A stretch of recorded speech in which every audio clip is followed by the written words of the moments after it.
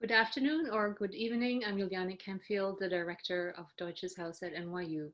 Welcome to our virtual event, Memories, Myths, and Monuments, Confronting National Narratives.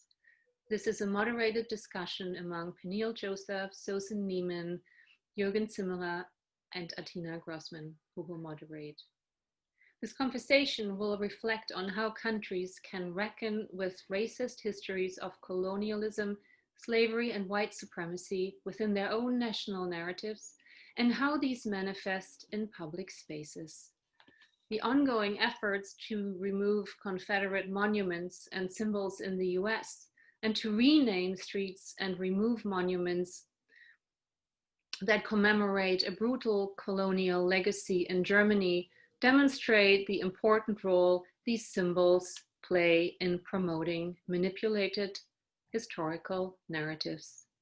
The panel will address which symbols from our past must be or recontextualized and which ought to be removed, and how we might go about building a historical awareness in the public sphere that takes into account historical omissions, distortions, and simplifications that benefit hegemonic narratives.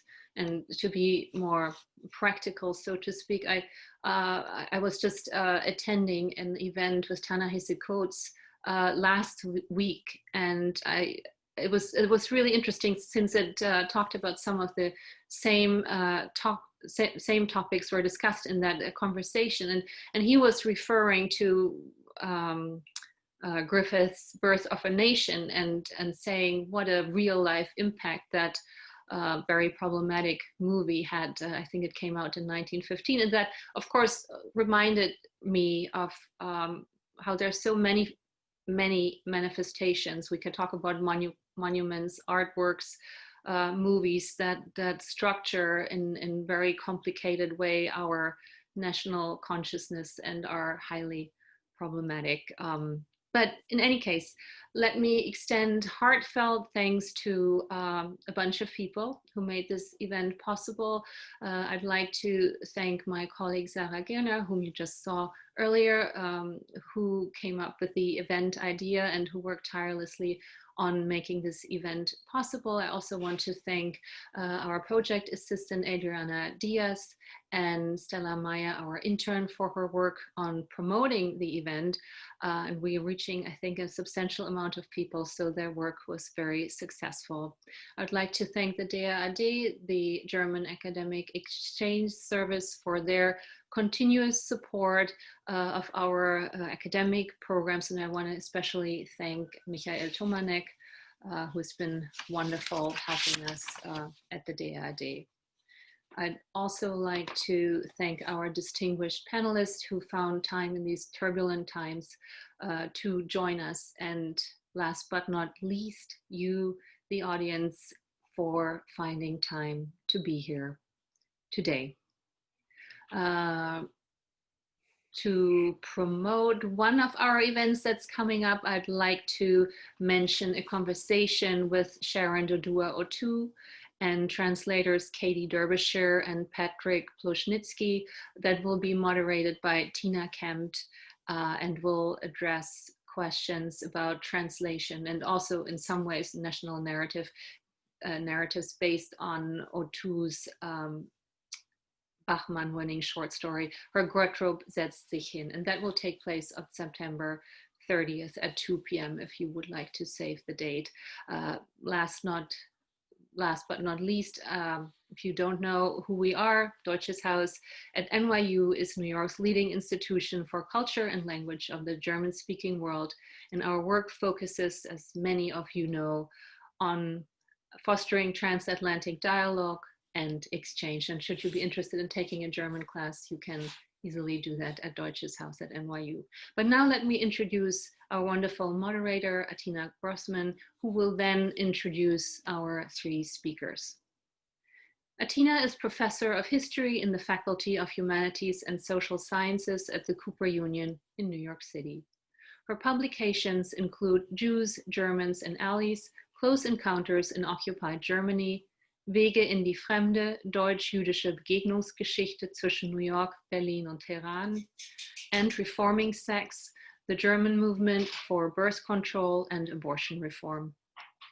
Co-edited volumes on crimes of war, guilt and denial in the 20th century, and after the Nazi racial state, difference and democracy in Germany and Europe, as well as Shelter from the Holocaust, Rethinking Jewish Survival in the Soviet Union, and the JDC at 100. Her current research focuses on remapping survival, Jewish refugees, and lost memories of displacement, trauma, and rescue in the Soviet Union, Iran, and India, as well as the entanglement of family memoir and historical scholarship. We will start the event with short 5-minute opening remarks by our speakers in the following order: Susan Neiman, Jürgen, Zimmerer, and Peniel Joseph. But first, let me hand things over to Atina. The floor is all yours. Thank you, Atina. Good afternoon, good evening, and thank you to Sarah and to Juliana for their first introductions. And yes, again, thank you to all of you out there. I see we're getting more participants as we speak, who are taking some time to think about the meaning of the past and how we approach the past at this moment where it seems like the present is so urgently and disturbingly pressing down on us in different ways depending on our location. But I think we all share that sense of crisis and urgency, and perhaps even sort of living through a moment that feels quite unprecedented in our own lifetimes. And I suppose we only have to, sort of think of these 3 words perhaps, or terms: election, Trump, Black Lives Matter, pandemic, COVID, to think about the context in which we're having our conversation today about memories, myths, and monuments,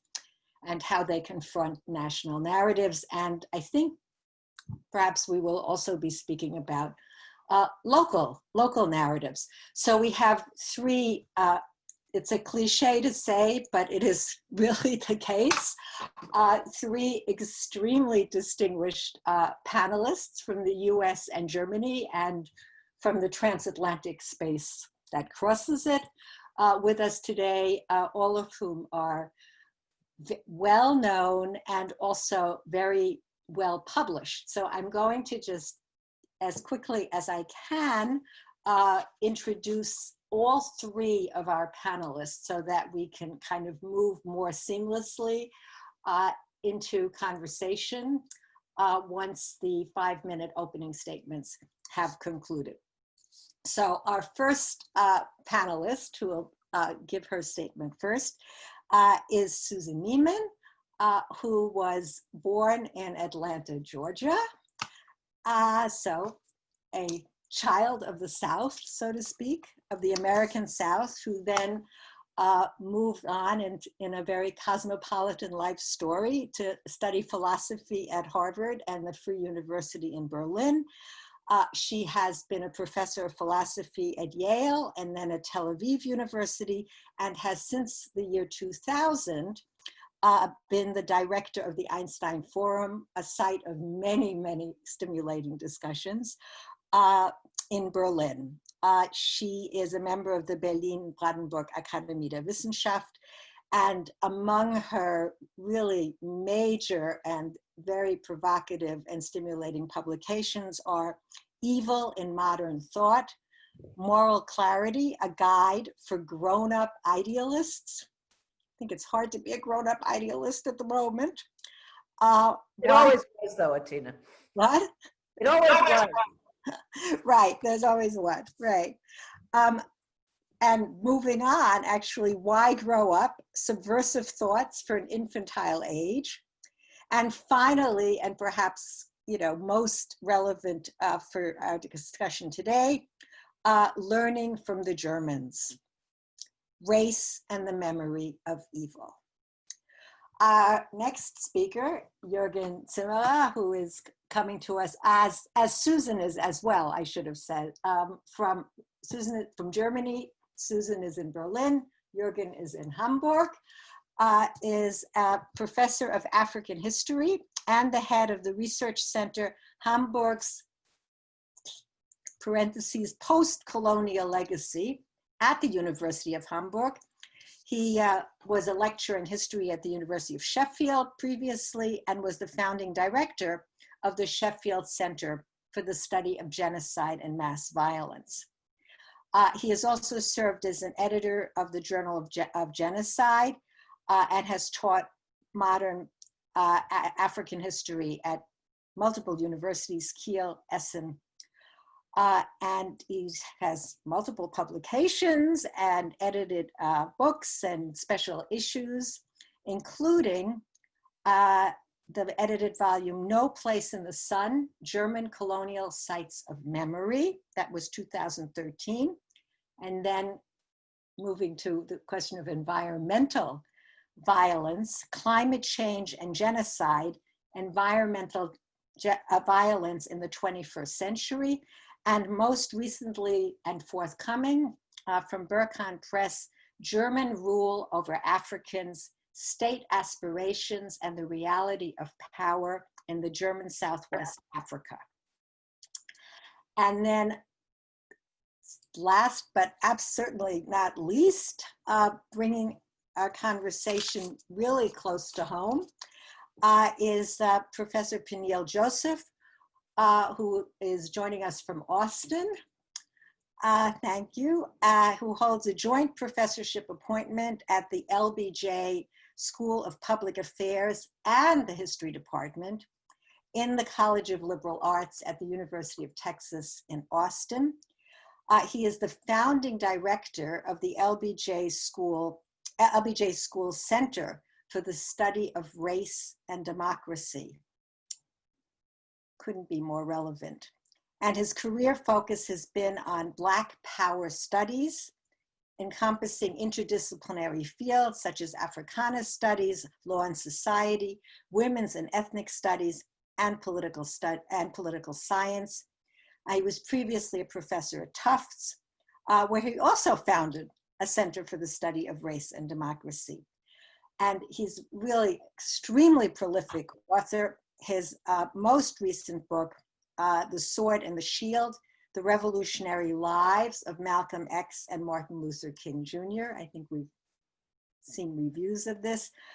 Other books include Waiting Till the Midnight Hour, A Narrative History of Black Power in America, Dark Days, Bright Nights, From Black Power to Barack Obama, and Stokely, A Life. And he's currently, I think, most engaged in thinking and writing about racial justice, historical memory, and public memory in the age of Black Lives Matter. So I think you see what an extraordinary group of people we have to talk with today.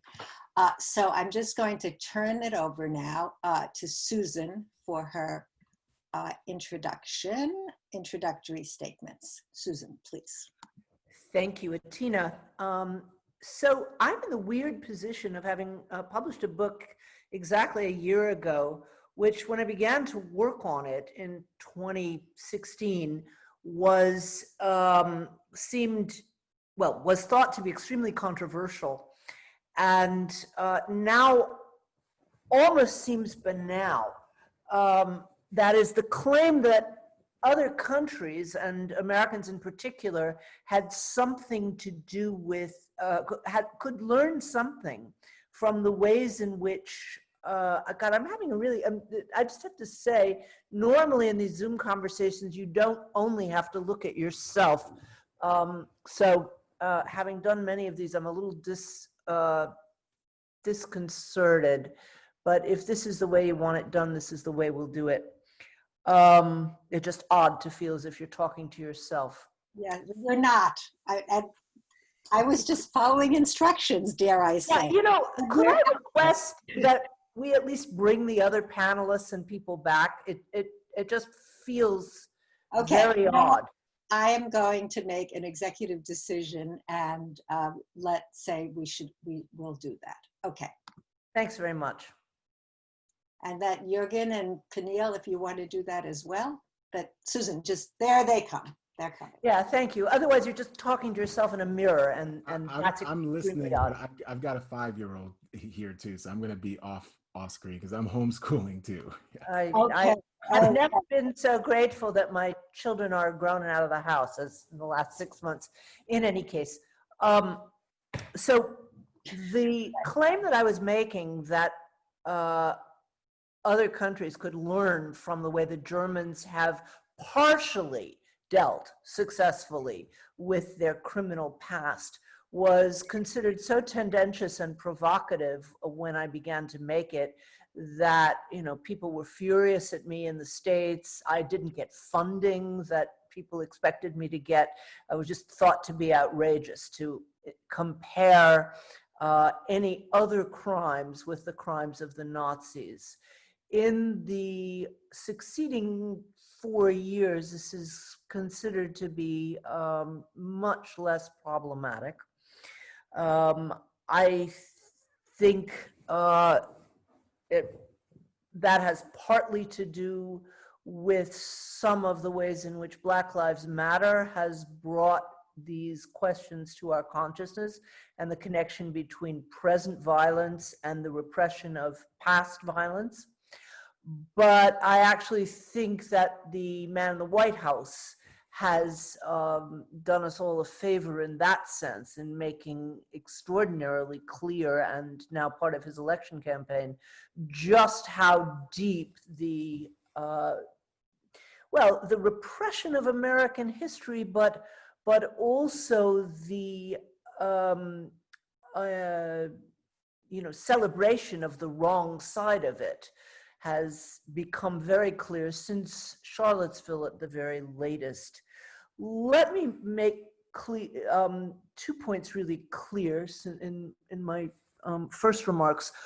One is, in writing the book, I had been thinking for a long time about the fact that it was odd that I was born as a white girl in the segregated South, but had spent most of my adult life as a Jew in Berlin.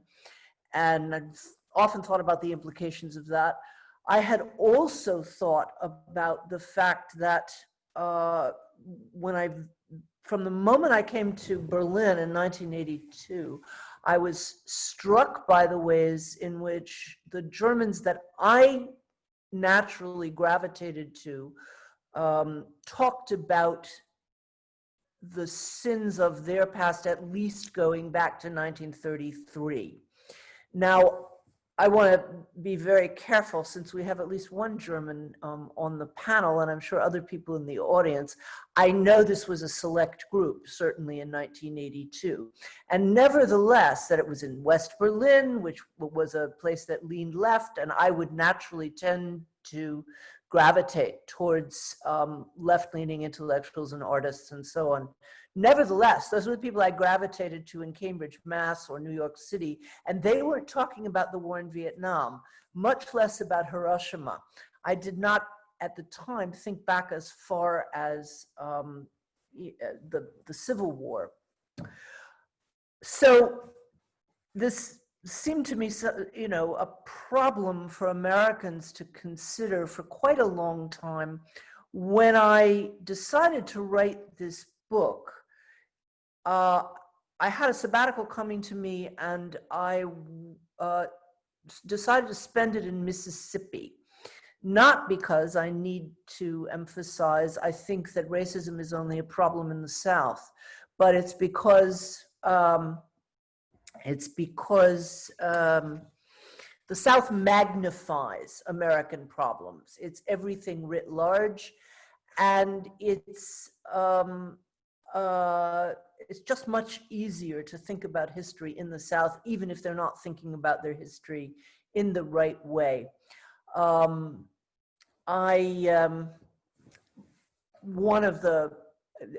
are all kinds of ways of showing that history or ignorance of history is not confined to the South. My favorite one is Joan Baez's cover of The Night They Drove Old Dixie Down.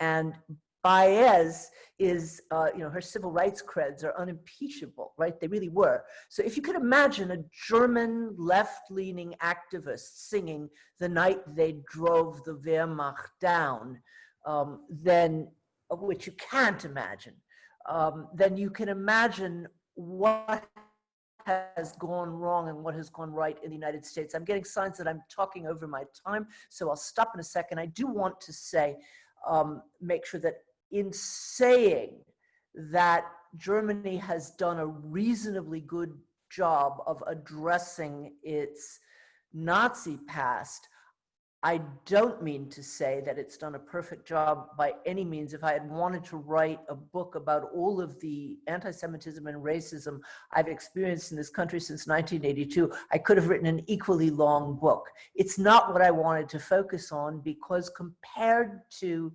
other countries, both our neighbors here in Europe, if you think about Poland or France or Britain, and compared to the United States, Germans have taken steps forward, and I can talk a little bit more about that, but also about steps I think they need to take further later on. But I assume that Jürgen is going to talk about the steps that they haven't taken. Thank you, Susan. And yes, I think we'll hear from Jürgen Zimmerer now, who has spent a great deal of time thinking about how Germany has dealt or not dealt with another longer past, namely that of colonialism and colonization, as well as its what used to be called more recent, but is now actually also quite distant past of war and Holocaust. So Jürgen, please. Okay, thank you very much. Good afternoon, good evening. Yes, I want to start my short reflection with the fact that in Germany, in the last couple of years, intensifying over the last couple of months, we also have memory wars and a fight about the monuments. And I think that is a surprise, because we shouldn't have. Because actually, the fact that we change monuments, street names, the public space according to a changing historic situation should be something we are used to it. Because it happened in 1819, it happened in 1933, it happened in 1945, it happened in 1989. And particularly the two last examples, the 1945 and 1989. 1945, I think Germans were forced by the victorious Allies to actually change the public space. And in 89, West Germans basically commanded that this happened in the East. So in both cases, I'm not very familiar with large-scale protests. And now in 2019, in particular in 2020, we are having protests. We're having a segment of society, and I would say like editors of major newspapers in Germany, who protest that certain statues are questioned, who protest that street names, racist street names, are changed. And that's very surprising, because they tend to be from a conservative spectrum, which are not known to have protested the change of Leninallee or Leninstraße or Marxstraße. So why are suddenly, when you say we should perhaps rethink Bismarckstraße, why are then they are attacking you as being an iconoclast, when it's what they supported 30 years ago? And that is the question I would like to, I've given some thought about it, because without really knowing what I got into it 2.5 months ago, I was asked by German TV whether Otto von Bismarck is a colonial, the statues to Otto von Bismarck is a colonial monument. And they said, yes, of course it is. I mean, he is the guy who, when he was chancellor, made Germany a colonial empire, a colonial power. And he is the person who invited other Western powers to Berlin on the Africa conference to divide up Africa. So of course he's a colonial monument. And I thought, I mean, this is just, you know, that's banal. And then suddenly I realized that a lot of people apparently have invested a lot into Bismarck and into a positive perception of Bismarck.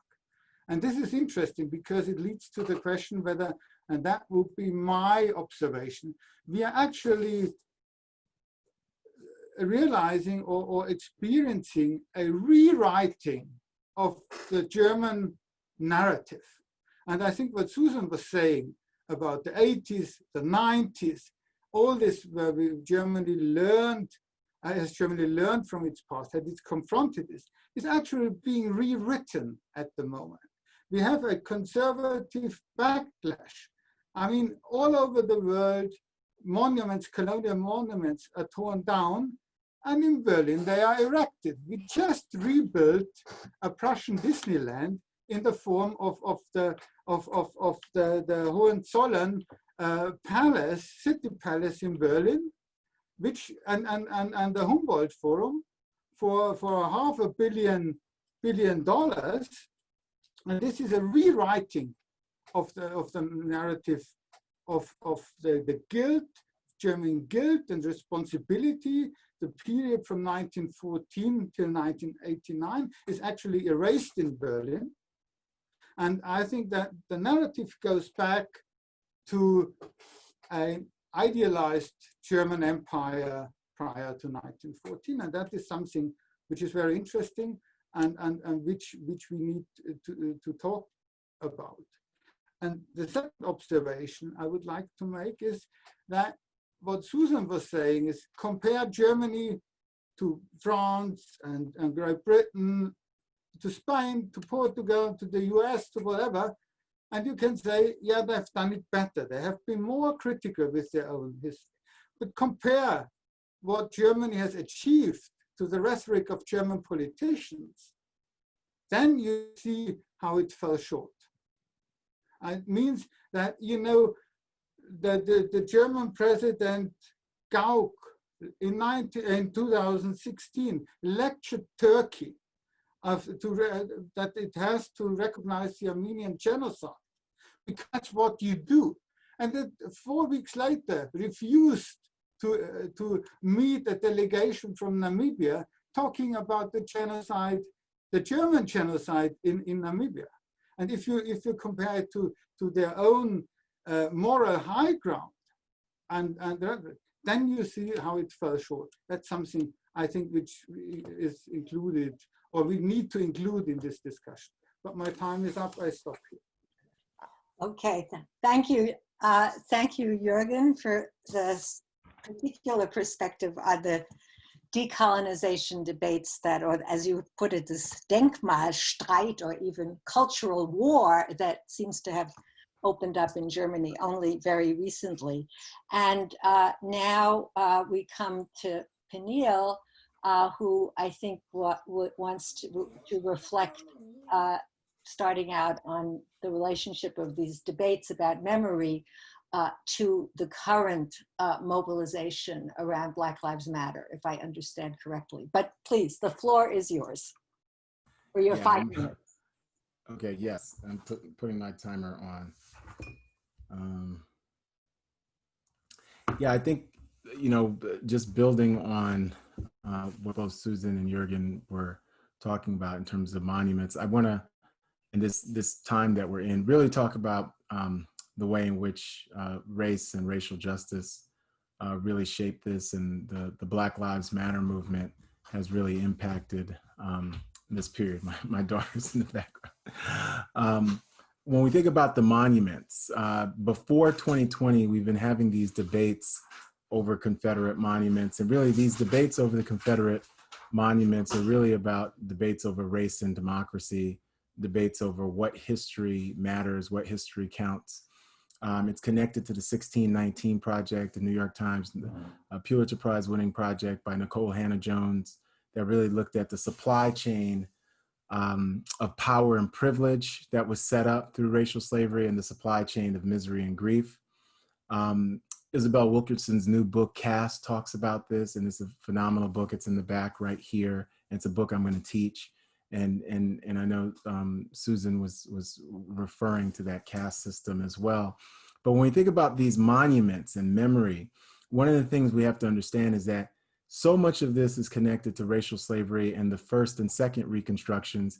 And in my small comments during this period is that we're really actively in a phase of America's third reconstruction right now. And the first reconstruction, and I'm writing something on this too, by the way, too. So the first reconstruction is 1865 to 1877, but very briefly, I argue that it really is till 1896. I move away from historians who segregate the 1865 to 1877 period, and then the next 2 decades become the period of redemption. The reason why I say you have to collapse them all in together is not to take away nuance, but to add nuance.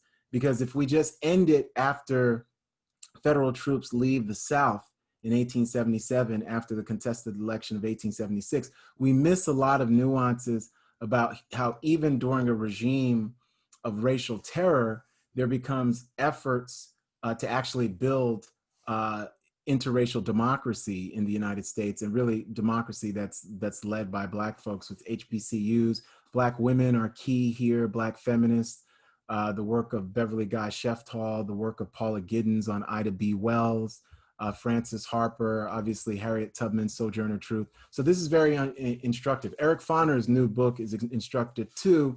When we think about Reconstruction as the birth of a new American freedom, and I'll get to this when we say the second Reconstruction. So when we think about 1865 to 1896, it's an effort to reimagine American democracy. But as David Blight shows us, not just in the Pulitzer Prize winning Frederick Douglass book, but in his book, Race and Reunion, immediately there's a fiction and a mythology that is set up by the sons and the daughters of the Confederacy and other folks who just basically have a mythology that says that white supremacy was a good thing and that the lost cause was the right cause. So Northerners and Unionists win the war, but they lose the peace. Flash forward to the second Reconstruction. When we think about the heroic period of the Civil Rights Movement from 1954 to 1968, and I agree with Jacqueline Dowd Hall about a long Civil Rights Movement. I've argued about a long Black Power movement, and Nikhil Singh, a long Civil Rights era as well. When we think about that effort to reimagine American democracy, there's a new birth of American freedom that people like Ella Baker, Martin King, Malcolm X, Fannie Lou Hamer articulate as well. Goes beyond voting rights, and they move away from the myth of the lost cause and start talking about Black history and Carter G. Woodson and all these great Black activists that tried to reimagine American democracy and pushed away from a white supremacist view of history. And right now we're really in a third Reconstruction, and the way in which myths and monuments are so important to this third Reconstruction is really in the sense of what do they symbolize? The reason why the president wants a 1776 project, and the reason why the Arkansas Senator Tom Cotton was against 1619, these are modern day Confederates. They are modern day white supremacists who have the federal government in their control. They're holding us all hostage because the way in which history progresses, you want history to progress in a linear fashion, and I'm about to end. But they're holding us all hostage by saying we have to look back and be in that Confederacy even in 2020. So when people are toppling monuments globally, in London, in Oxford, in New York City, and all around the world, they're really toppling a vision of white supremacy that is substantively linked to public policy and curtailing the rights and the citizenship and the dignity of African Americans and other people of color and women and Jews. This is anti-Semitic, it's anti-Black, it's anti-LGBTQ, but it's rooted in a white supremacist vision that this year of racial and political reckoning has forced us all to confront. Thank you. Susan already has a quick response. Go ahead. If I may, to both of the earlier speakers, to Peniel, I'm going to say something. I know it's really controversial at this moment in time. You listed a whole bunch of different groups who are affected by this horrid presidency and his enablers. It's anti-Semitic, it's anti-LGBT, it's not just anti-people of color. I would like to make the argument that it's anti-justice, okay? And that we not break ourselves down into different identity groups, as important as each of our identities are. And that one of the things that's being fought for in demanding that we acknowledge this history is simply that we acknowledge truth and justice.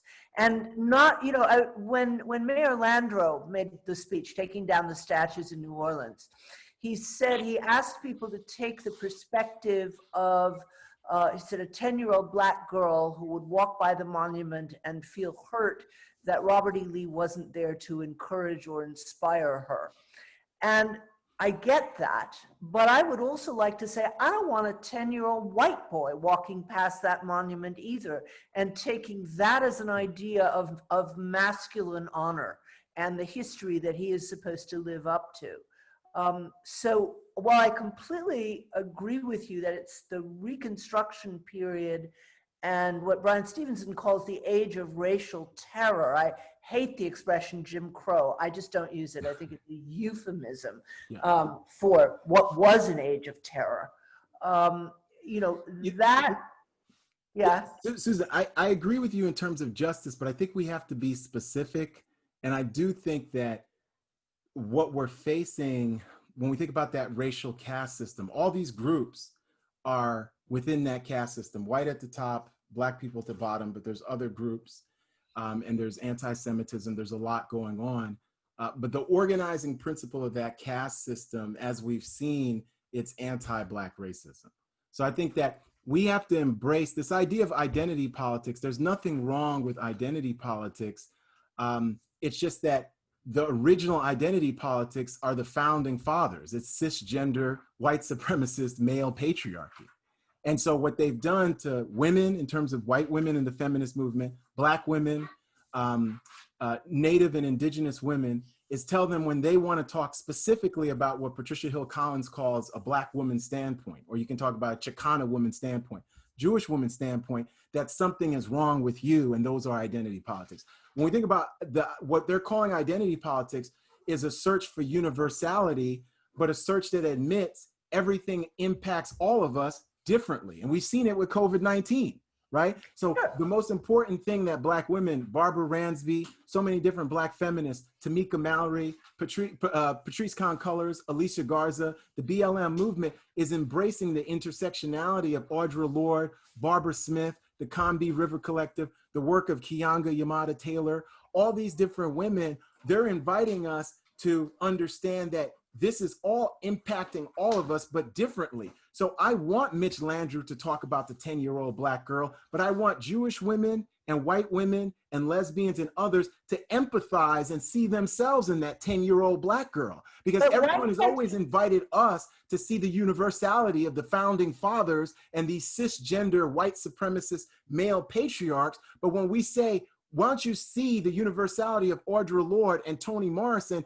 people say something's wrong. So we have to, the only way we can get beyond this moment is by saying, it's not about diversity, equity, inclusion. We want Black citizenship and dignity. And with doing that, we're gonna get dignity and citizenship for all these other groups along the racial caste system. So we have to be very blunt. This is beyond some universal conception of justice. Dr. King asked us to get universality, but he said we were gonna get it by looking at poor Black people in Marks, Mississippi, the poorest zip code in the United States. So the only way we can speak truth to power and get justice in this moment is by talking about Black equality and Black citizenship. And that goes for all of us. I just wrote a piece about RBG, and I love Ruth Bader Ginsburg, but she had one Black law clerk, and she said that Colin Kaepernick's protest was stupid. Those are mistakes, and they make our allyship, they strain, because what we want is beyond allyship. We want political solidarity, where we empathize with each other, and we say we can find universality in the quest for Black dignity and Black citizenship, intersectional issues and intersectional people. That's what we're going for. So I think we're already proving that the sort of urgencies of the moment, whether it's homeschooling or whether it's the passing of Ruth Bader Ginsburg or whether it's the pressure of the looming elections, makes it, shapes everything that we're thinking about the past. And I think we've moved into a conversation about questions of intersectionality. I was sort of waiting for that word to come up, and it is certainly Peniel has sort of written about the whole concept of intersectional justice, perhaps as a way of organizing our thinking about the past and the present. And I just also, to make sure that we bring Jürgen in on this conversation, I guess I would maybe want the three of you, maybe starting with Jürgen's now, just to reflect for a moment on how these, how much really has changed in your thinking about these questions since the murder of George Floyd, sort of in the context, in the already very volatile context of our politics and of COVID, because it seems, how different is it now? I mean, because Susan, you've always, in your book, I mean, you certainly keep emphasizing this longue durée of what you call coming to terms with the past, right? Vergangenheitsaufarbeitung or Vergangenheitsbewältigung. You wrote after Charlottesville, before George Floyd. So, what has changed or not?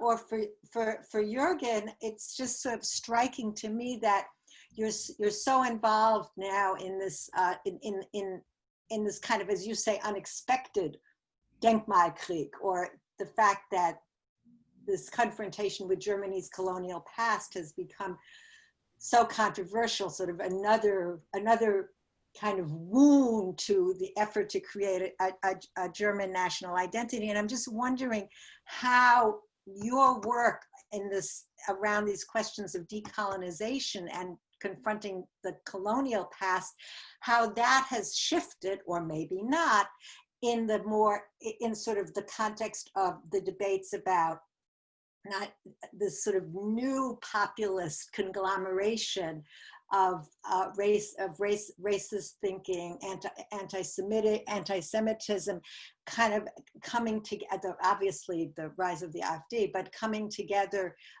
in these rather peculiar, to those of us from the outside looking in, protest marches around lockdowns and marches. And, so do you see a connection as you're thinking about how these debates play out, changing? And of course, Peniel, you've already you've already spoken about this, but I think, is there a particular kind of urgency that you see in terms of, well, actually what you do, and Jürgen does also, and I do in our everyday lives, which is to teach or to think about education in general, to think about museums. In other words, how do we think about these things at this moment of sort of extreme divisiveness and sense of crisis? So I'm going to go backwards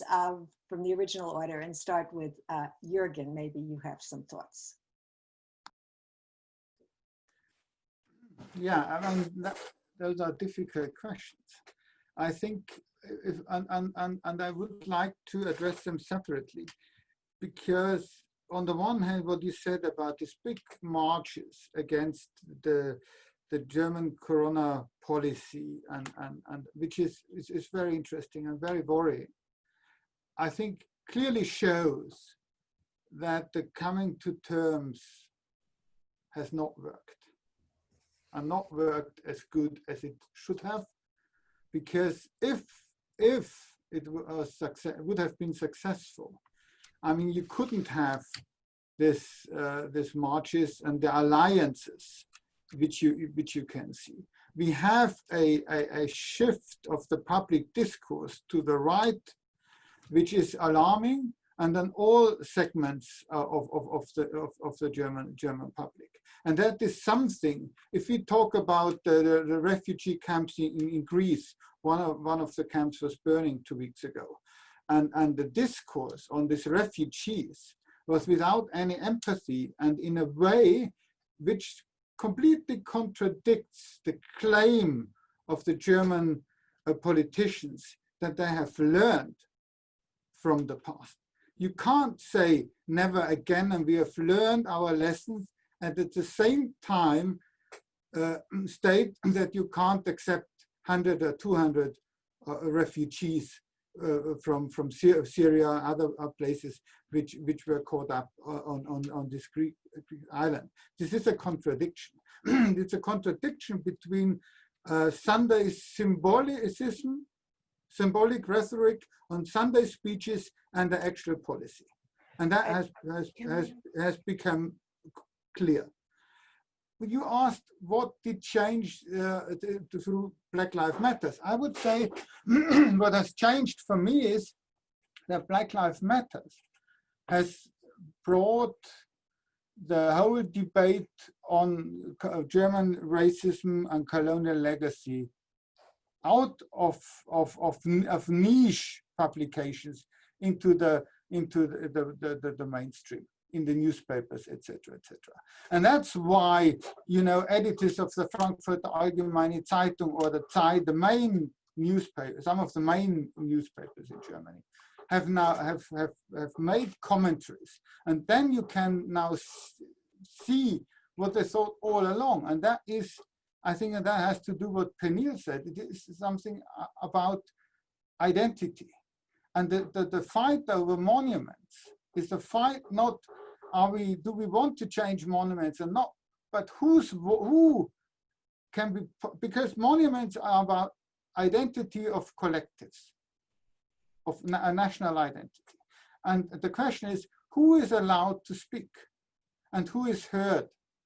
And I think what many criticize from the mainstream is that now people of color raise their voice and that we don't want this street name, we don't want this. And this is something, the demographic reality of Germany is now catching up with the debate about German identity.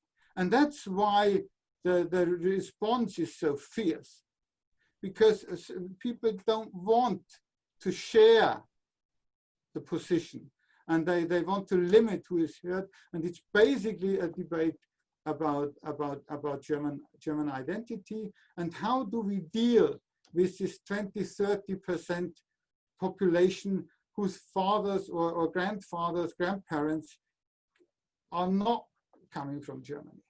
And we have never dealt with this question. I mean, never, because we ignored them. We just said they're guest workers. They go back. I mean, this is one of the lies of the Federal Republic, to say they won't stay and there is no racism in Germany. That are the two major lies I think everybody's signed up to, and we now realize that is a lie. And you can see it at the reactions to the monuments, and you can see it in these marches, marches against the corona measures.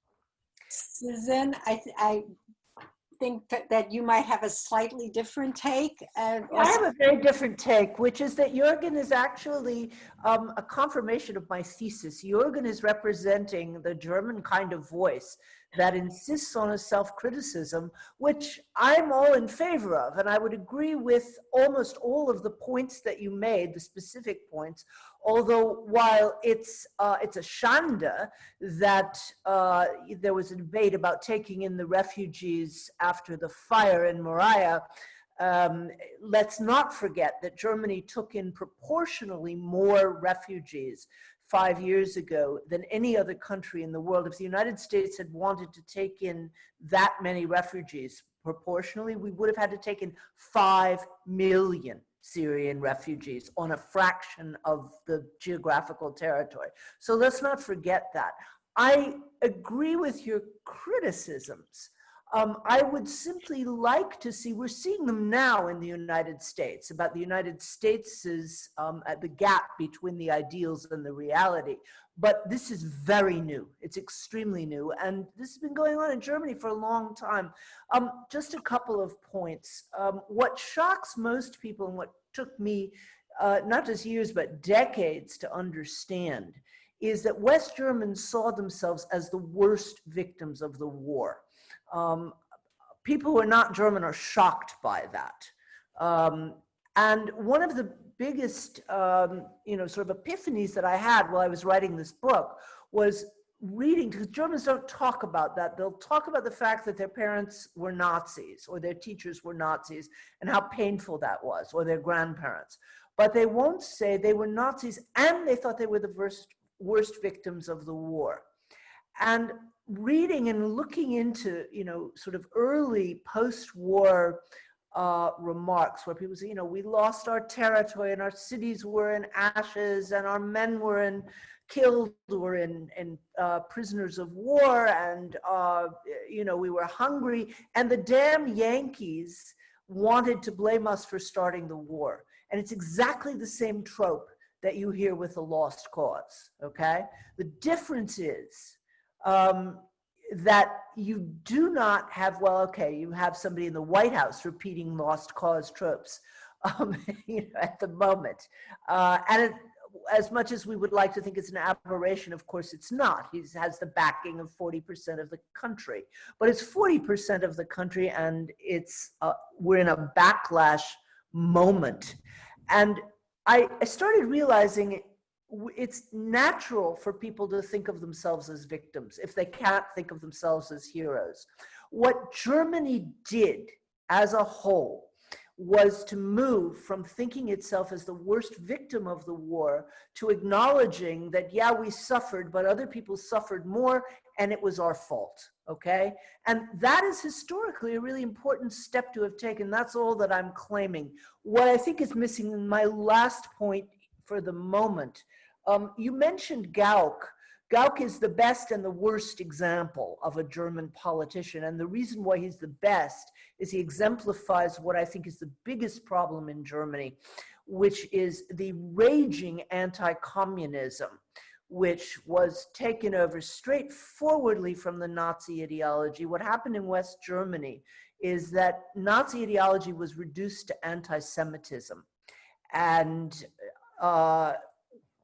in damning the East German version of events, what we not only got to do is preserve our anti-communism, we got to preserve the universality of the racism. That is, the Germans were out not only to kill and or enslave Jews, but also Slavs and Africans. There are maps, as I'm sure you've seen, of what they would have done had they managed to get to Africa.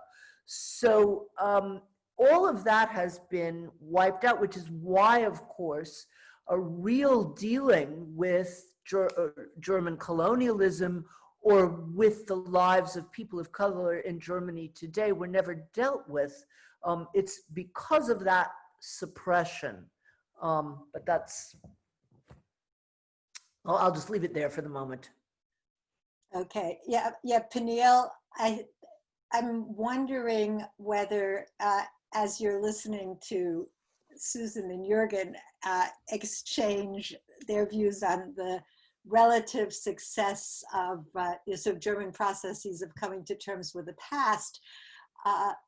And of course, Susan is speaking from this experience of having spent a year in Mississippi and thinking very hard about the links, the resonances between memories of the Wehrmacht and memories of the Confederate Army and the different ways of approaching those histories. But I'm just wondering whether this concept, which once upon a time when there was a Holocaust memory boom, and there were sociologists like Nathan Schneider and Daniel Levy who thought that sort of Holocaust memory could serve as a kind of globalized paradigm for dealing with, for thinking about the injustices of the past. And I think events, certainly I would argue that events have shown that that's not necessarily the way that our history, recent history, has played out or even should have played out.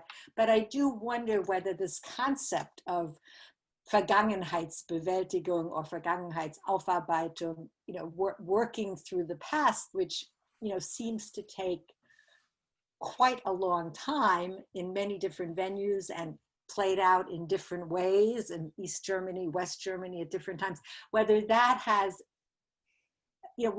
whether that has any resonance for you as you're talking about Black Lives Matter, as you're talking about a third Reconstruction, intersectional justice. Is that a way of looking at things that resonates with you, or is that very specific, perhaps to Europe, to Germany? I'm just curious for your take. No, I think, I think that it's apt depending on where you take it. I think one of the most interesting aspects of 2019, 2020 has been the rise in national consciousness about racial massacres that happened during American history, racial slavery, but also the need for reparations. Black Lives Matter has a sprawling policy agenda that includes a call for reparations, a call for healthcare for all people, a call for the end of the cash bail system, which is rooted in the convict lease system. So I think there's the new book, From Here to Equality by William Darity and Kristen Mullen that I teach about reparations for Blacks in the 21st century. The Black economist Derek Hamilton wrote the preface to the contract with Black America that Ice Cube and people have been behind. So there's this idea of acknowledgement, repair, commemoration and really trying to work through this, but in a way that goes beyond, South Africa had the Truth and Reconciliation Committee that a lot of people talk about, but poor South Africans are still poor because there was no redistributive wealth and redistributive justice in that case. So, one call for reparations has been $12 to $14 trillion.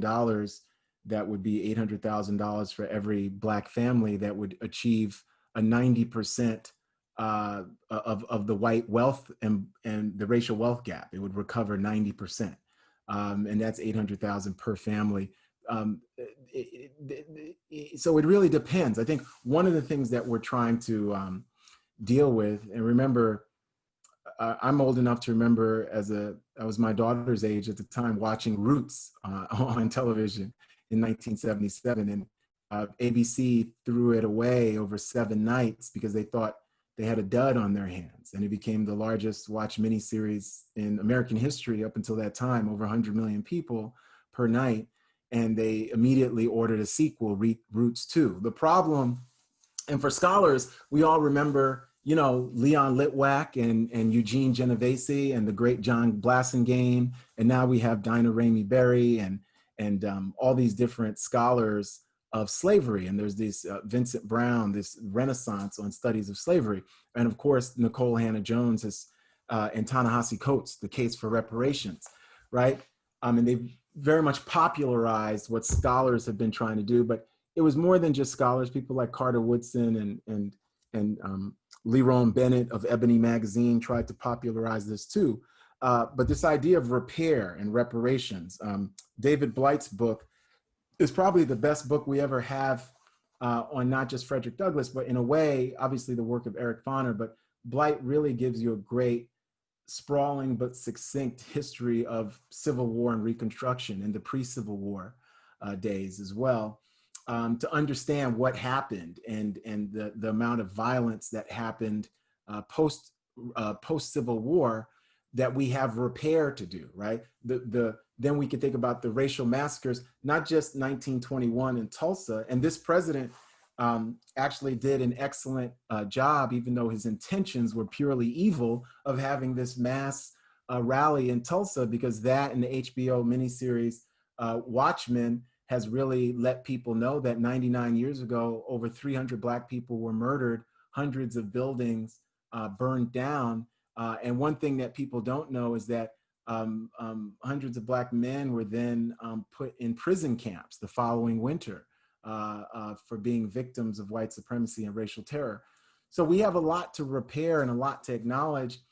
So I think, yes, that's important, and the European examples are important. One of the things we're seeing in this country is that it's not so much that we've never tried it, but we're not trying it as a national project. So the 1619 project is being taught in a number of different schools. And now there's going to be a competing 1776 project, which is really the old Dunning School of Reconstruction. The Dunning School, which John F. Kennedy, after Medgar Evers was assassinated, not only does he say civil rights has become everything, he starts to question the racist assumptions that he was taught at Harvard University, that Reconstruction was bad, that the South had been victimized, that Black men had been rapists and murderers, like D.W. Griffith's Birth of a Nation documents in 1915, that mythology. Woodrow Wilson, one of the most racist presidents in American history, says that it's history written in lightning. So part of our problem as Americans is that if we face up to our past, the reckoning is going to be so great. And we're seeing some of that reckoning, 20 million people in the streets this summer, after spring and summer after George Floyd. But we have to rethink presidents, we have to rethink monuments, because the atrocities are so much here, right? It's so much. But by the time we add, and people have talked about this, Native and Indigenous people here, women, and that's what's so great about BLM. I think BLM, when you read the policy agenda, when we think about symbols and substance, they talk about immigration, and not just Spanish-speaking immigration. They talk about, hey, there are Black immigrants too, okay? They talk about gender, and you know, one of the great lines by Black feminists in the 1982 book, you know, all the women, all the Blacks are men, all the women are white, but some of us are brave, about Black women's studies. Because when we think about gender, and we even RBG fell into this trap, you know, where are the Black women? Where are the Black women, right? When we think about intersectional justice, what BLM makes the argument is, even within the Black community, we had to center the least of these. And if we could center the trans women, the Black women, the cash poor women, the non-able-bodied, we were all gonna be free. That was the whole thing. So part of it is ego-wise, all of us have to stop centering ourselves. White feminists have to stop centering themselves, right? Black men, right? Like all of us, heteronormativity, we have to stop centering ourselves. And in that case, that's when Martin King said the arc of the moral universe is long, but it bends towards justice. What he meant by that, when he talked about the beloved community and building the beloved community, was that we were going to have shared sacrifice.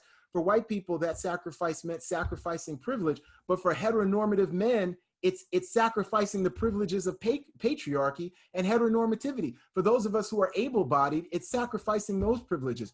No one wants to talk about this except BLM, led courageously by Black women who were always on the front lines, not able to speak at the March on Washington because of the madness of patriarchy and racism in '63, but leading the movement now. So for those of us who are interested in justice, I agree with Susan, it's justice, but we have to be specific. We have to have the receipts. Yeah, it's not just anybody who's been victims of Tuskegee's experiments. It's not just anybody who's been victims. It's not just anybody who's been victims of hysterectomy. It's Black people. It's specifically, if we're ever going to achieve democracy in this country, if we're ever going to achieve dignity and citizenship for all, it's not lies of diversity, equity, and inclusion. It's Black citizenship and dignity. right? Peniel, It's Black can I- citizenship and dignity. That's what we all, the come to Jesus moment for all of us. For any of us who are Christians and we've read the Old Testament and the New Testament, and my first name is from the Old Testament, Genesis 31, where Jacob wrestles with the angel all night and he calls the place Peniel, for I've seen the face of God and yet still live. For any of us who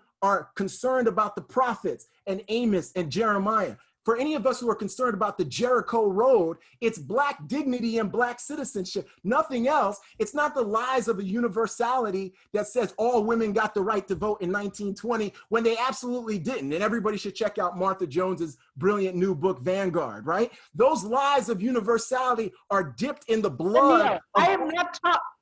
Can I answer you? Because I'm not talking about fake universality. I know that the word universalism has come to mean Eurocentric fake claims to universality that only apply to white men. I'm not talking about that. And I don't expect you to have read my book, but I'm talking about what the United States did to Black people. Okay, I saw it with my own eyes when I was growing up, and I learned an awful lot about it since. What I'm saying, though, when I talk about justice and when I say I don't only want to take those monuments down because they hurt a little Black girl, I'm saying they hurt a little white boy too, because they're teaching him the wrong values. And those are values that I hold not as an ally. I don't want to be an ally.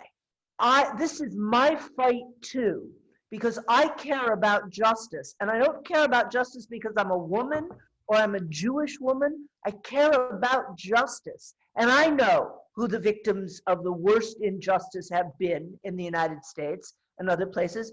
I just wrote a whole book about it, okay? But I still think that we can think in terms that, you know, talk about justice rather than about individual pain.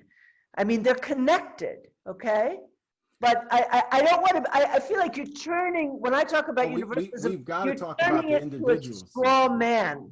Yeah, And but we've got it. But I think saying you want to talk about justice without talking about individuals, that is the straw man. We've got to talk about the individuals. We absolutely have to, you know, of course we do. Without talking about those individual narratives, right? What are we fighting for, right? And you know, unlike you, I'm actually coming to it. Yes, I'm Black, I'm Haitian, I'm male. All those things count. Intersectional parts of our identity and the intersectionality of issues count. We live those experiences through all those different facets of our identity. So the idea that we can just talk about justice, and I'm not saying you're talking about the fake universal justice, but we have to be specific. As the more and more we keep running away from the specificity of this time and say it's just about justice and it's not about Black dignity and Black citizenship, the more and more we get down the drain of always regressing when we should have been way beyond this point. After the Civil War, we should have been beyond this point. We shouldn't have had to wait till 2008 or 9 to get Barack Obama or to get Kamala Harris in 2020. All these things should have been enshrined way over a century ago. So the reason why they haven't, in part, is because we're not being specific, and we don't want to confront. We don't want to confront the dehumanization and the demonization and the marginalization of specific people, right? And so we can't just have this colorblind activism or just say it's a universal activism. It's not, it's specific. We've got to name names. We've got to say the receipts. We have to speak the truth, right? Even if it makes for uncomfortable conversations, right? And even if it means that potential comrades disagree and have debates, we've got to speak truth to power, right? We've got to be truthful. Nobody's denying that. And actually, I want to add one more question. Just one sentence, Atina, because you read the book. And right now, and you're going to have a chance later, because I just, before we start taking questions from the audience, which I'm sure will provide an opportunity for a continuation. In some ways, I think, you know, we're looking at sort of different sides of this discussion about intersectionality. I wanted to kind of bring some of these issues down to the sort of specificities of monuments and memorials, right? Which is part of our title. And so again, ask it, given the politics and the emotions and the experiences of the moment, whether we want to think about monuments, redoing museums, rethinking about, rethinking a curricula, all of this, but in particular also monuments. How much do we want to do it in terms of what Susan used the term in her book, contextualization? In other words, is it possible, right? Is it possible to encase monuments, racist monuments, in ways that provide a context and leave them standing or move them someplace else where they can be seen elsewhere? Or do we want to tear them down? Do we want to, and this is the question actually that I keep thinking about, sort of in a way pushed by the debates around the new statue in Central Park for suffragists, where there was a debate about making sure that it wasn't only white women who were represented. And that, do we think that we can move the process along by building different monuments, new monuments, more inclusive ones, more representational ones, or do we want to perhaps question the whole notion of monuments, in that they sort of that it's very difficult to have them not focus on certain great individuals? That comes back to the question of what story do we tell through individuals. So I would kind of like to have one more round on that question of, how do we now in this moment think about monuments, whether it's, it's the statue of Bismarck or it's Confederate monuments, or how do we contextualize them, and do we want to actually replace them with something that might be more inclusive, or do we want to question that whole notion? So again, I would maybe go back and start with Jürgen, and then Susan, and then Peniel. And I think then we'll start moving to the Q&A. I think, this is a difficult question. I think we need new monuments. I think, as I said, this is the debate about monuments, about memory, is about identity, and every society, every generation needs to negotiate their monuments and what their heroes are, what their examples are, which they want to follow, and what they agree on. That I think we need, and there is no doubt about it. Then we have the old monuments, which we inherit. I think contextualize, it depends how. I said, because the Bismarck statue in Hamburg is 35 meters high. I said, you need to de-heroize this, radically break this heroic perspective. Take Bismarck, lay him on the ground, put him on his head. I said, if you build a palace in Berlin, a Prussian palace, then take one of the courts or the facade and put barbed wire fence symbolizing the concentration camps in Namibia into it. Keep the monument, but break the perspective, force people to reflect on the history behind, because it is important why this was built or rebuilt and what the message of this is. And we have to engage. And this is something I just thought when I was listening to Peniel and Susan. I mean, if we talk about justice, we talk about reparation. If we talk, and that's what we do in the European context, I think the emphasis on decolonization, then we really have to talk about the foundations of the wealth of the global North. Over 500 or 600 years, we lived basically on the work of the entire world. And that way we accumulated the wealth on the basis of which we then had the Enlightenment and all the universities, all this. And we have to reflect on this. And we have to reflect on this not because we want to come to terms with our past for its own good, but that goes back to the last book I edited on the climate change. We need to unlearn our exploitative economic system by which Europeans and the global North got used to living on resources far beyond what was their fair share. And we have to unlearn this colonial thinking. That's decolonization. And if we talk about monuments, if we talk about this colonial history, about the structural racist system, which colonialism is, then we can start unlearning this. And we need to unlearn this if we want to have a chance to survive as humanity as such, because otherwise climate change, climate crisis will just, render this completely futile, what we talk about, because we will have no future. Okay, I'm going to, first of all, I want to remind the audience that the time is approaching where you will be able to bring your questions in. So please start posting them in the Q&A section, and we'll start discussing them in about 10 minutes at the latest.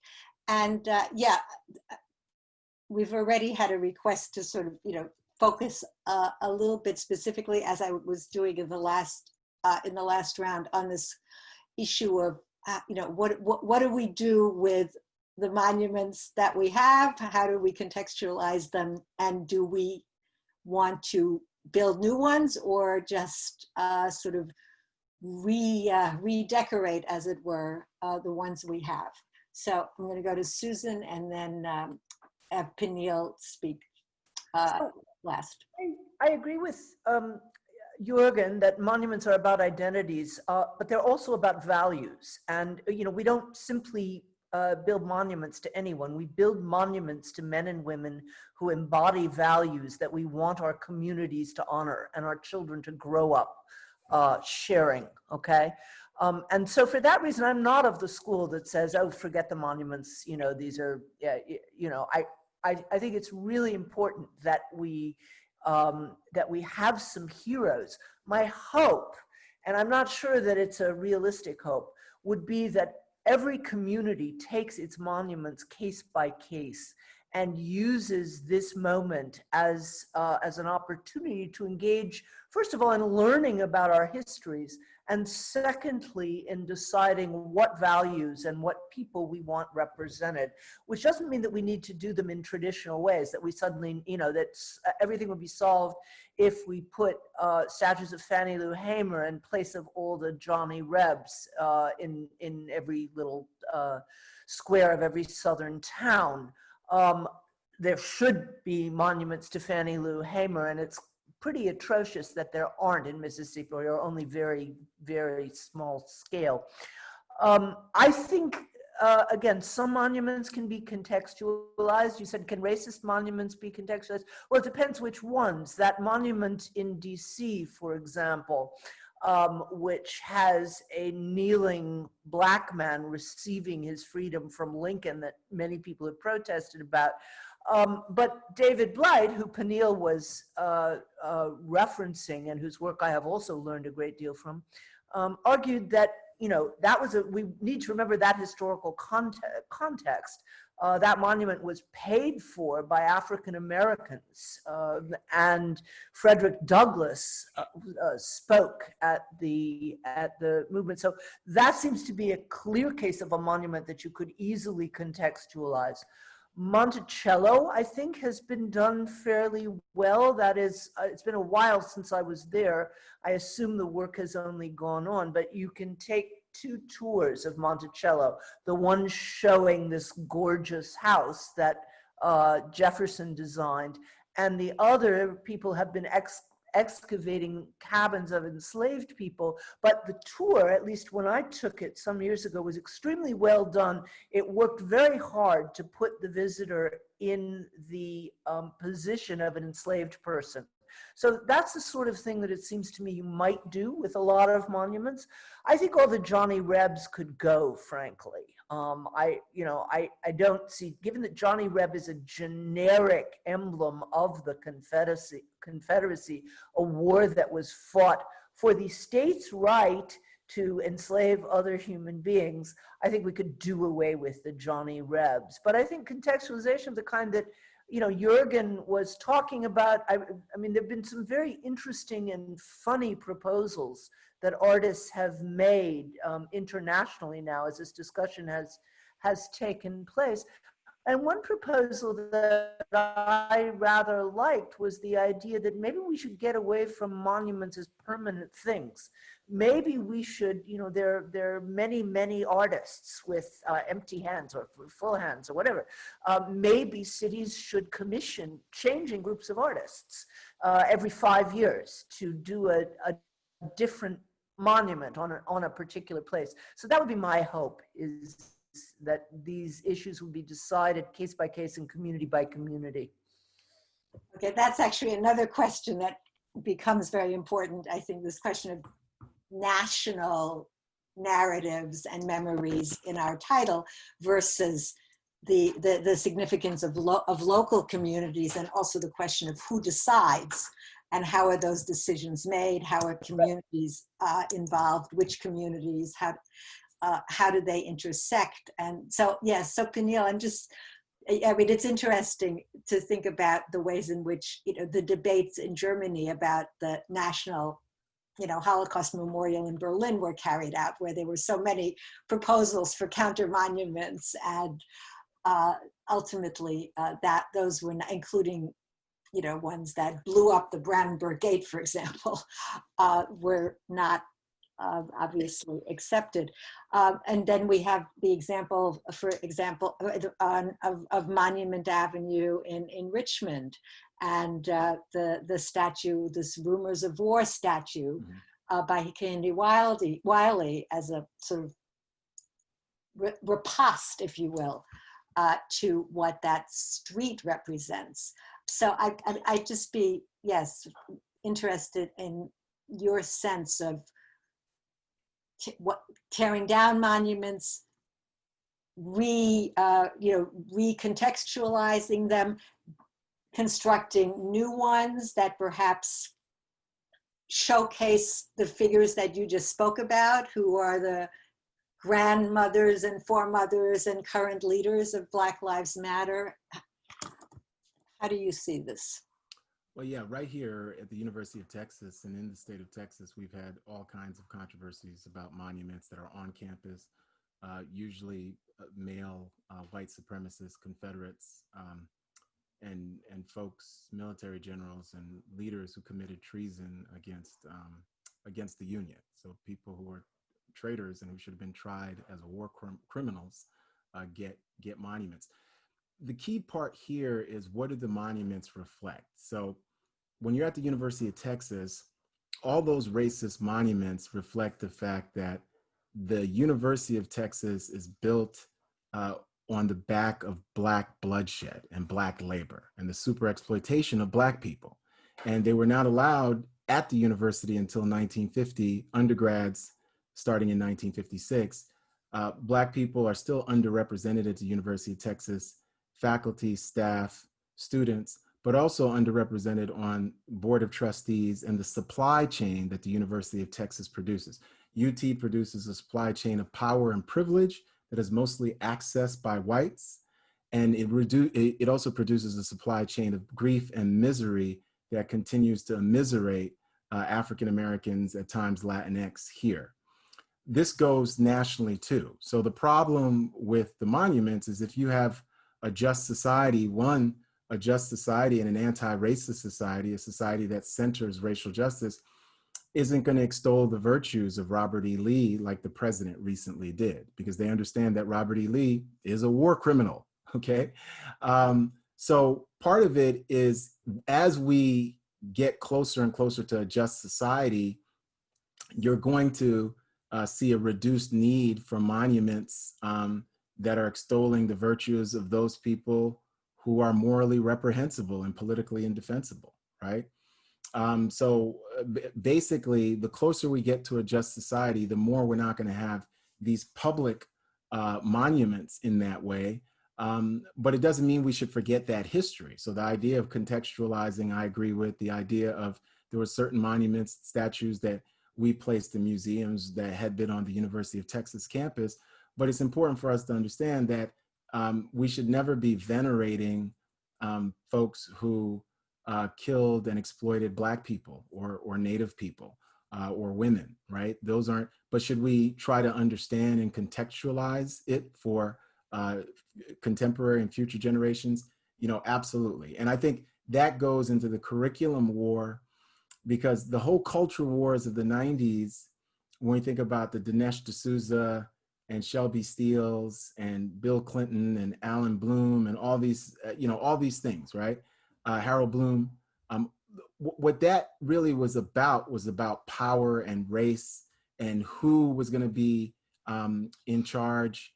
Oh, yeah, I'm speaking. I'll be right there. Who was going to be in charge of the narratives that we tell ourselves about the United States. So right now we have a narrative of American exceptionalism that is really one great big lie, whether Black or white or LGBTQ, whoever persists in that narrative. Because I know we've had Black politicians, people of color, women politicians who say, yes, to get an election, I'm going to say this is the best country ever on the history of the planet Earth. But that's a lie. And so we have to transform that narrative of American exceptionalism.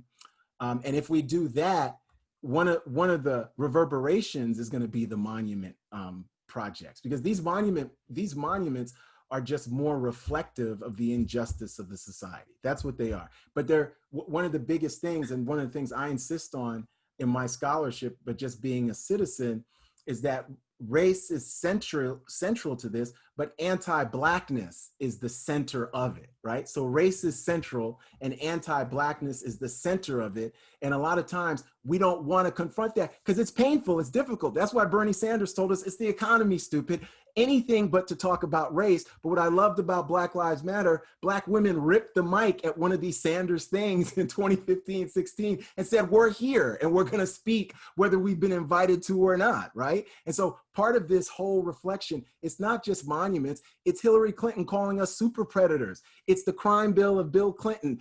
What the monuments represent is white supremacy. They're just the latest iteration. The real granular thing is public policy and 2.3 million people in prison, and most of them disproportionately being Black, right? And so that's why we have to say racial justice should be what we're centering, but anti-Blackness is the organizing principle of this caste system, this racial caste system in the United States. It's anti-Blackness. And until we all have the come to Jesus moment, the Paul on the road to Damascus moment, and we become that disciple instead of the Roman soldier killing people, we're all going to be in trouble. We're all in trouble until we acknowledge that. And it's going to be hurtful because we've imbibed white supremacy so much that we don't want to talk about Black humanity.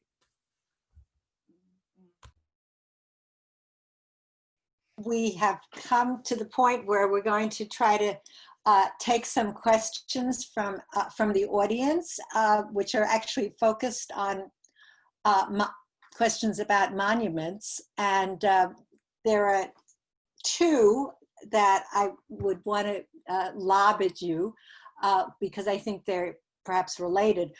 One has to do with whether or not any of you could point to memorials or monuments that you think actually work or have the potential to work.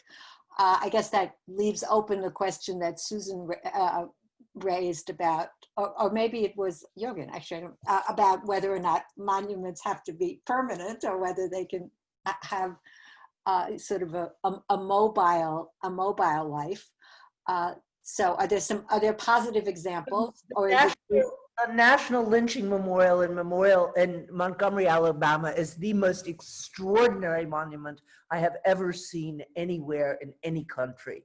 And I know that Brian Stevenson, who I spoke to when I was writing this book, first looked at Germany, looked at South Africa, looked at Rwanda, and he thought brilliantly about how to move people without overly aestheticizing, about how to commemorate loss without falling into despair. It's just, it's a triumph. And everyone I know has been moved to tears by seeing it, but also inspired. That would be my, my paradigm of any further monument making anywhere.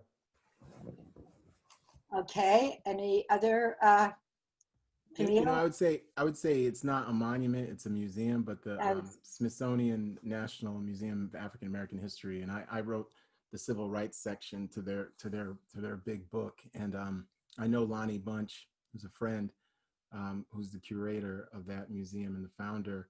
That's extraordinary, and that really confronts, you know, you start at the bottom floor with racial slavery, you go all the way to the top, and it's a first-class institution. It's remarkable that's built, and we should have one for Native Americans, and we should have one for Latinx, and you know, we should have one for other groups. But that is spectacular in a way that really does quite the opposite of what critics of the 1619 Project and others say, because critics say that when you tell our truthful history, you are teaching young people to hate the country. And that's really quite the opposite. When you tell the truth, you are actually teaching young people to have profound love and gratitude for all these communities that have fought and died, both internationally, overseas, and domestically, to try to preserve this ideal of American democracy and citizenship and freedom and liberty. And so it's so interesting, that museum, how well done it is.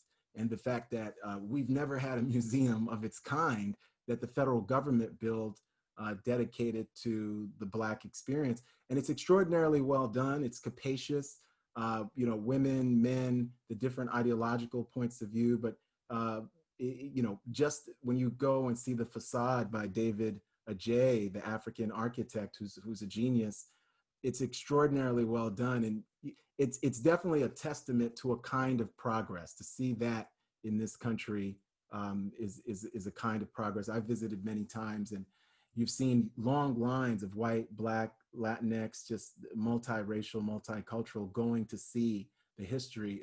It's a beautiful thing. So the National Museum of African American History. And again, it just shows you how extraordinary things can be, because you know, that broke ground under the George W. Bush administration. So, I mean, you know, so it just shows you things have really changed just even in the 15, 16 years since then. So that broke ground when the young Barack Obama gave the great 2004 speech saying we're not red states or blue states. But by 2020, former President Obama said the republic was in jeopardy of falling 16 years later. So I think in American history, when we look back at this point, we're never going to see both a future American president, when he's about 43 years old, do this amazing speech, and then a former American president do a speech that is in such stark contrast 16 years later. I mean, I'm somebody who follows and studies Obama and his presidency and what he just means for our culture. In a way, he's a living monument, you know, like King.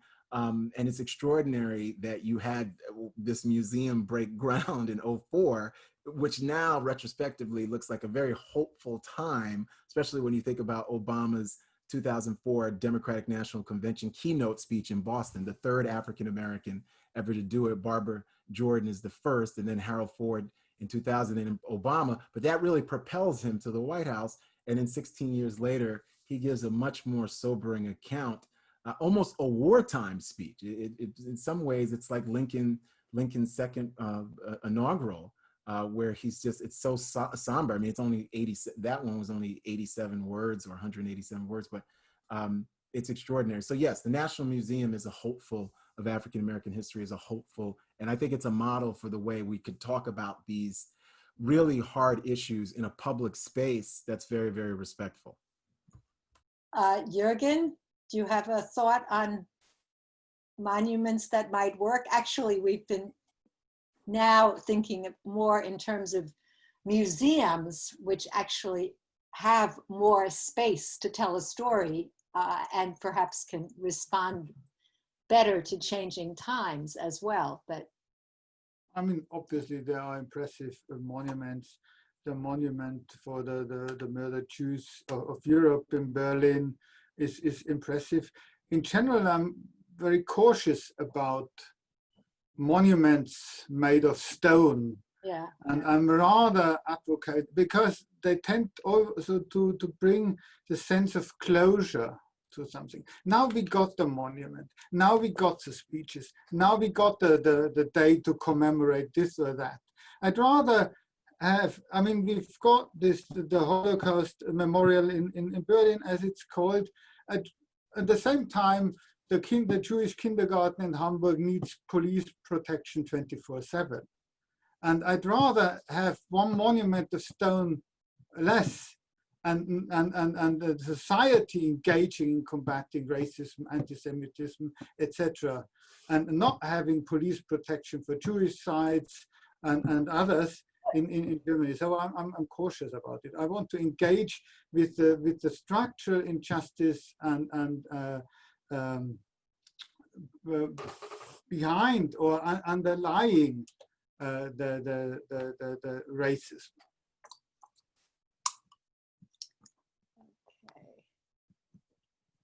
okay.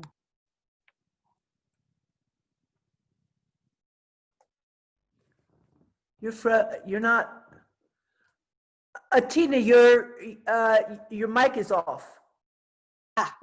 Yes, it is. I said I was just, thank you, Susan. I said I was just trying to catch up here with some of the questions.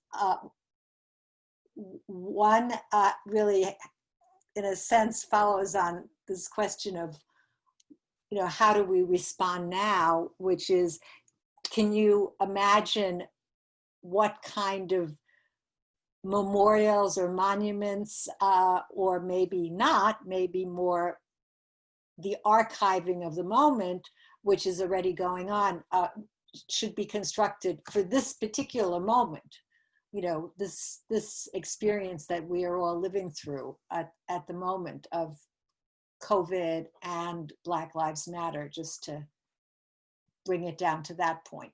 So that's a question that I would ask you to respond to. Susan, do you want to start with that one? There was a terrific monument in Bristol. I don't know if it's still up there. The woman who was demonstrating, that was put in place of the, oh God, what is his name? I knew his name. Colson, Edward Colson. I mean, you basically had a woman supporting Black Lives Matter, and it was done secretly and put up, one morning or in the middle of the night or something. There was another, interestingly enough, I've seen more interesting British proposals for new monuments than I've seen American ones. I don't know why that is. Banksy, the artist,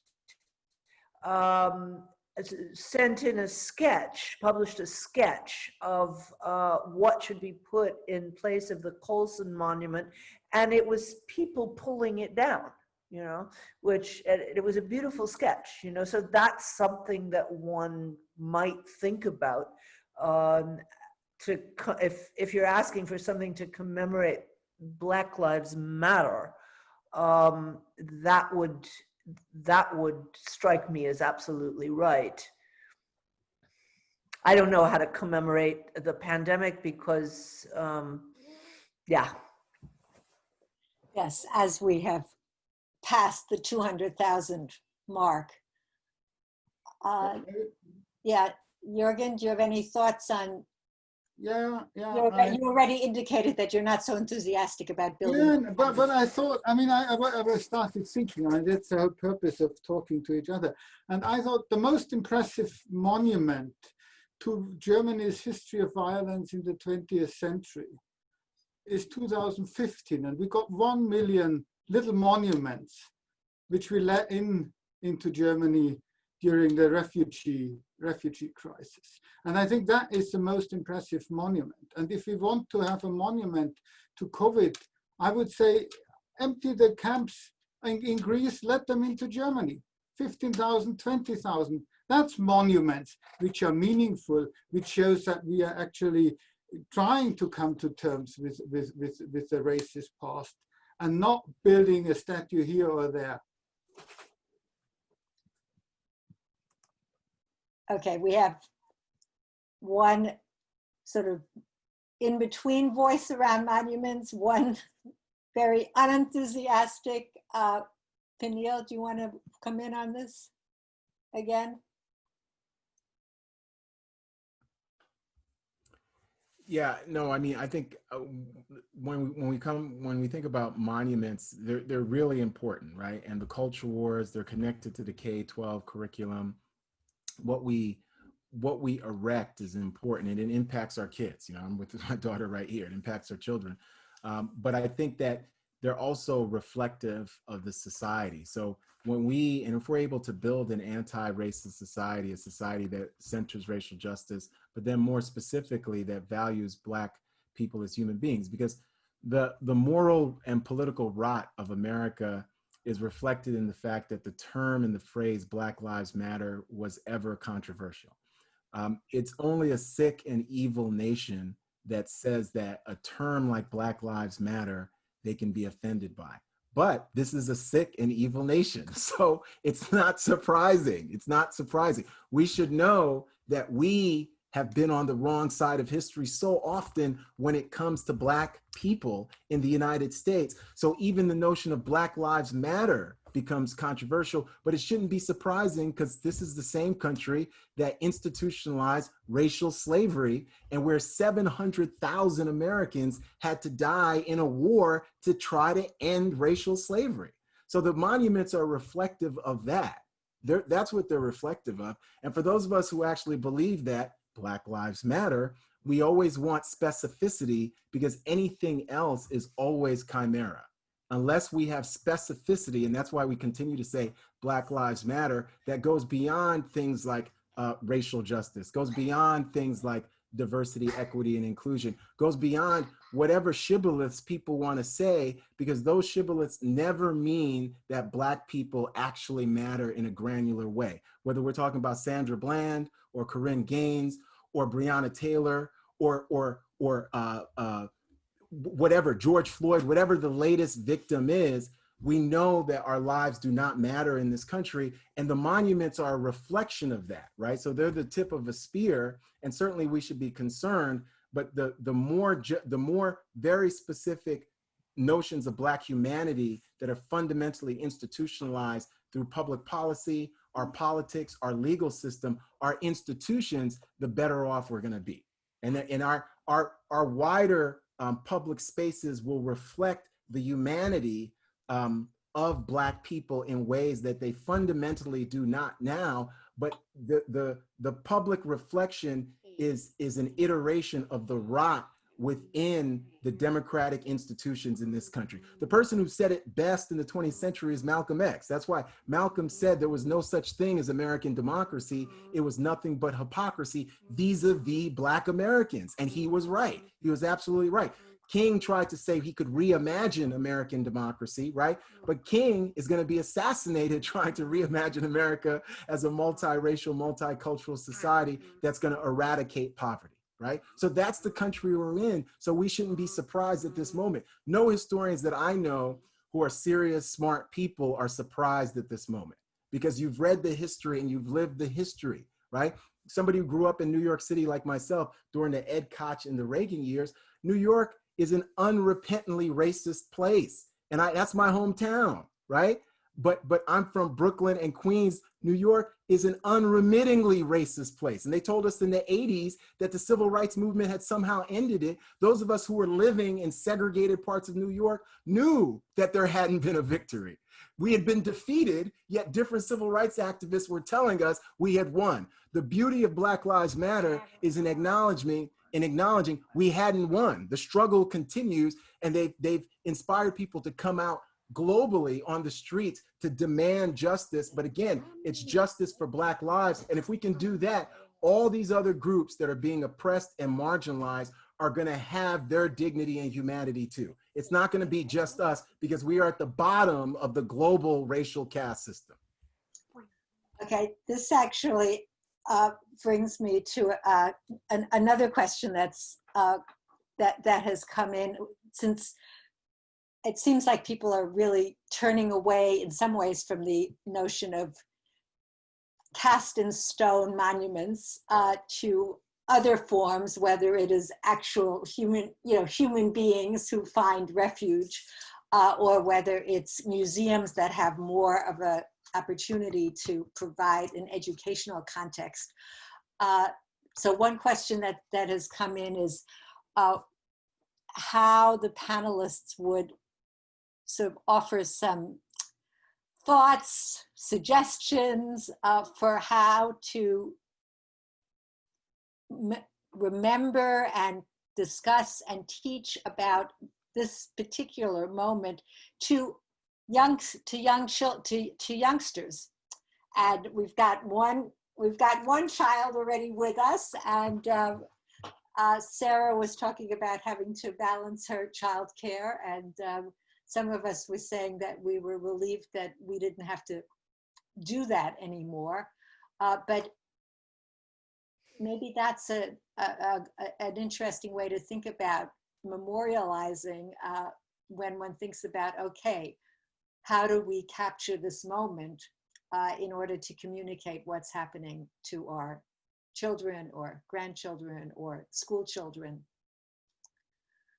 So I think it's, I agree with a lot of the things that Peniel has been saying. And my own ignorance about US history between 1865, basically, and the beginning of the Montgomery bus boycott, my own ignorance was vast. And I think 2015, the point of the massacre in Charleston, when President Obama asked people to begin taking down the flag, and you had Walmart stopping selling Confederate memorabilia, that was a moment, at least for white people, where, this view that we had been taught, unless we specialized like Eric Foner in American history of the Reconstruction, what even very intelligent people like Hillary Clinton managed in I'm not in favor of her policies, but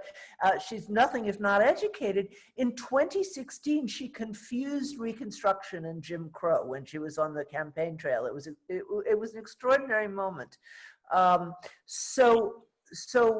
think we were all taught something about slavery. We were taught something about the civil rights movement.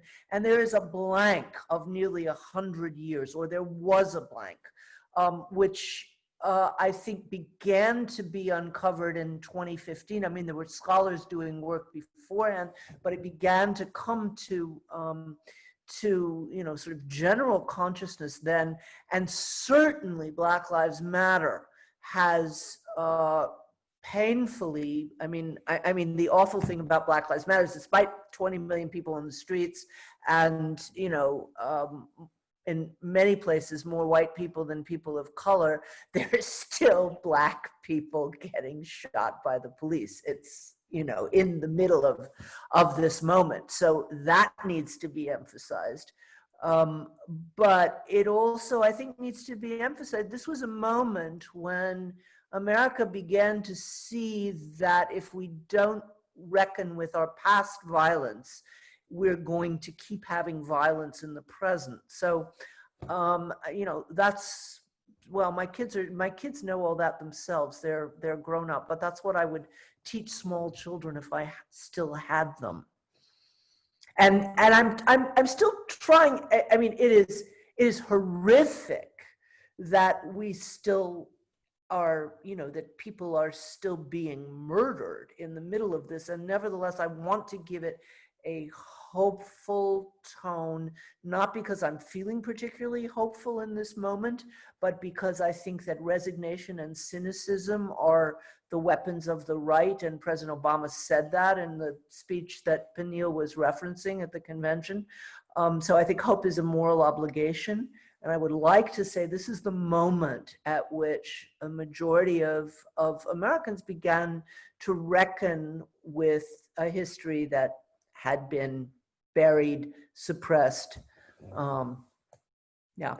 So that really does raise the question of how quickly and in which form we can best translate that reckoning and that, yes, for many people, in fact, new knowledge into containers that young people, little kids, teenagers, our own university students are going to be able to really engage with quickly.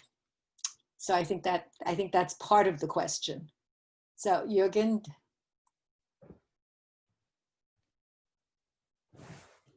Well, I think the young kids, I mean, teenagers, they learn and see the world. They experience the pandemic just like not just like us, but they experience them.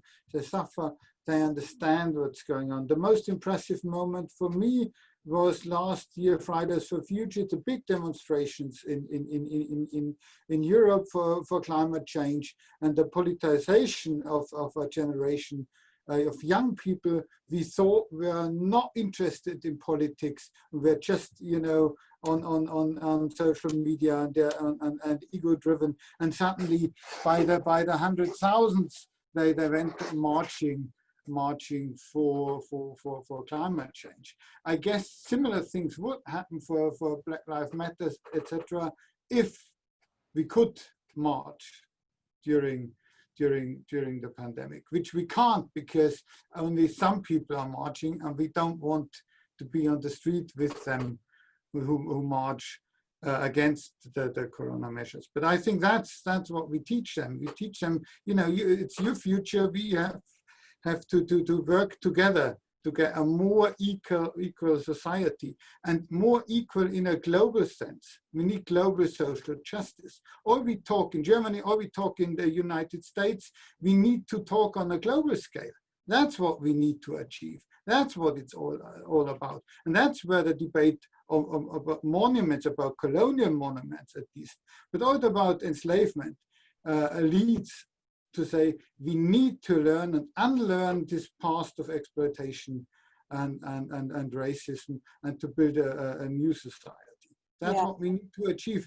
It doesn't look too promising at times, I have to say, but that's what we need to believe. Yeah, that was actually another question that raised the sort of line from what happened after George Floyd's murder in terms of the mobilization here, and then the actions in Bristol and in Brussels, and surely in many other places around the world, so that there is this kind of global reckoning that is, however, also very very local, and it's and quite specific as well.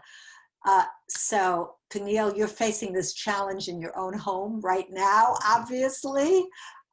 Dealing with some curriculum. I don't know whose it is, if it's a homeschooled one or if it's the Austin Public Schools, but maybe you have actual firsthand experience here with this question of, you know, before we build the monument, how do we No, definitely. Very quickly, because I know we're out of time. I actually am hopeful. And I do think that we have this generational opportunity before us. There's been over 7,500 anti-racist protests in over 2,400 locations globally since May 25th. The United States has seen 20 million people thereabouts march in the streets for racial justice, for Black dignity, citizenship for the first time in American history. Largest social justice movement in American history, social justice mobilization. So that should give us a lot of reasons to be hopeful and optimistic. The challenges are that the opposition is historically and contemporaneously anti-democratic, racist, white supremacist, and willing to use violence and extra legal means to contain democracy and freedom and citizenship. And that's in the United States, but that's globally as well. So those are the challenges and those are the stakes. I think the more white Americans you get involved, the better. We've had the highest white mobilization in 2020 in American history, because you're going to need white people to build an anti-racist society. You're going to need white people who want to give up racial privilege, who want to give up economic privilege, who want to give up the kind of privileges that produce the huge disparities and the huge misery that we have in the United States and that we have globally. So that is all very positive. What people can do in their own lives and in terms of teaching, there's so many right now. The New York Times bestseller has so many different books on anti-racism, young adult books, including the stamped book that just is Jason Reynolds is a remix of Ibram Kendi's Stamped from the Beginning, which won the National Book Award a few years ago. How to Be an Anti-Racist, White Supremacy and Me. There's so many different ways. The 1619 Project as a multimedia project is brilliant in ways of conveying very easily the supply chain of racial slavery, how racial slavery impacts Northern and Midwestern and Eastern and Southern cities, how it impacts insurance companies and others. So there's things that we can do and that we should be doing to teach this to our children, but we have to be hopeful and optimistic. I agree with Susan and President Obama that you don't want to be cynical. Cynicism is a trap that leads to apathy that continues to amplify the status quo. Certainly a lot needs to be changed and we need to build a new consensus. And I agree with Jürgen about global social justice, but we have to center anti-racism in that movement for global social justice. So thank you. So I think that we are indeed out of time, and that's probably a good note of struggling against cynicism and remaining hopeful and reminding ourselves of all of the resources that are available and all the ways in which people have been able to go out into the streets and make their voices heard despite the pandemic and in part because of the pandemic. I think we haven't been able to have all your questions dealt with. I know there were questions that were more specifically about the ways that arts institutions, for example, can respond to the needs of the moment, but I think we already came to a certain consensus that maybe we can't just have a discussion about monuments and memorials at the present moment. It has to be broader than that, and that's maybe a beginning that incites this conversation. So I just want to thank, one sentence, because we really have to go. I was thanking everybody for being a part of this and all the panelists. I am going to do exactly that, which is that I really want to thank our three panelists for, very, very lively. I knew it would be, but it's great to be confirmed. Lively conversation that I'm sure could go on for much longer, and to thank Deutsches Haus and particularly Sarah and Juliana for bringing us all together, even if virtually. Despite the advantages of Zoom, I do wish we could all go out for drinks now. That's right. Yeah, wouldn't that be nice? And continue this conversation. So, but we have reached the end of this moment, and in the spirit of remaining hopeful and doing what we can, I just want to remind anybody out there listening who is in possession of American citizenship to vote and Yes. do it as quickly as possible. And with that, I wish you all a very good evening and a very good night, and we will continue these discussions.